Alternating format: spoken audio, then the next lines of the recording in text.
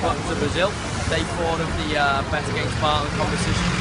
As you can see, we're not far away from the famous stadium. There's a game going on there today. We're trying to predict the outcome of that, but it's been difficult this World Cup.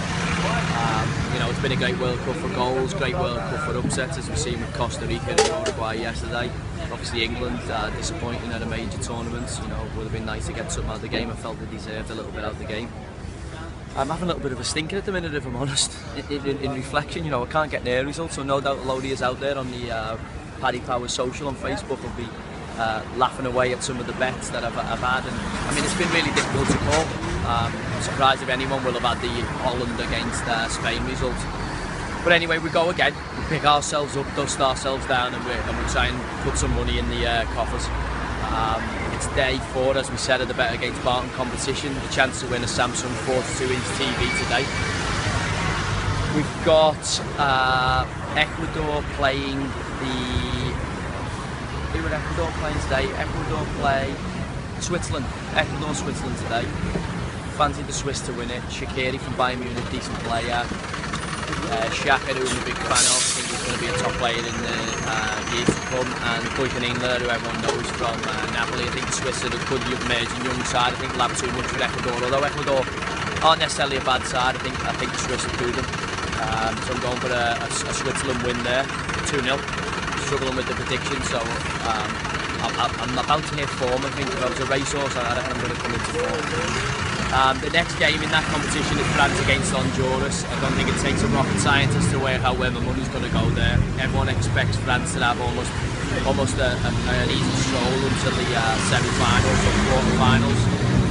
But it's a World Cup, and this World Cup shown it's competitive, really, really competitive. 32 teams here, 32 teams with the opportunity to cause upsets and announce themselves on a world stage, and Honduras will want to do that. There's a couple of Frenchmen behind.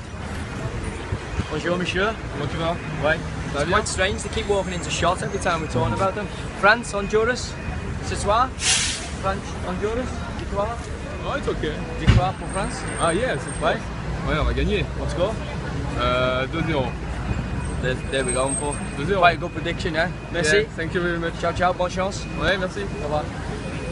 So yeah, the Frenchman there goes 2-0. I think the French might do a bit more, you know. I think as well as Honduras are organised, we've seen that against England, they're going to try and defend, and 2-0's not a bad prediction, so I'm going to go with the Frenchman there. He looks like he knows what he's on about. He's here obviously to support them, so I'm going to go 2-0 France in that game.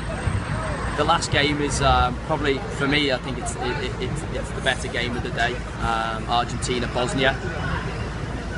That's where it is.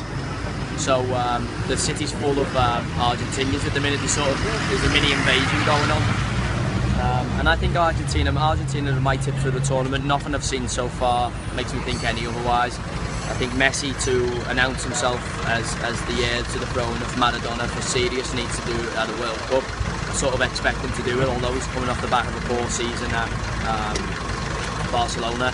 We've got Poncho Lavezzi, who's had a better season at PSG than he did the year before.